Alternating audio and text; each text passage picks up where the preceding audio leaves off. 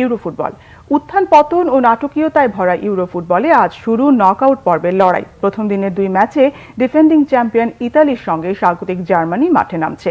বার্লিনে রাত 10টায় ইতালি সুইজারল্যান্ডকে, ডর্টমুন্ডে রাত 1টায় জার্মানি ডেনমার্ককে মোকাবেলা করবে। ইতালির জন্য গ্রুপ পর্বের অভিজ্ঞতা ছিল অম্লমধুর।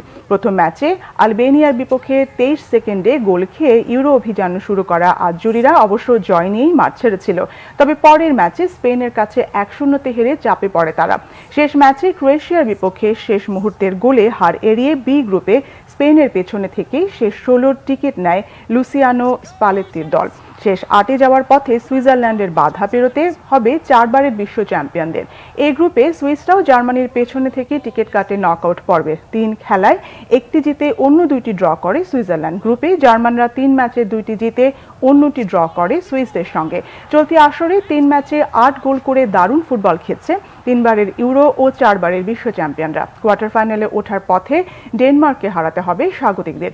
সি গ্রুপে 3 ড্রতে ইংল্যান্ডের পেছন থেকে সরাসরি নকআউট পর্বের টিকিট পায় ড্যানিশরা।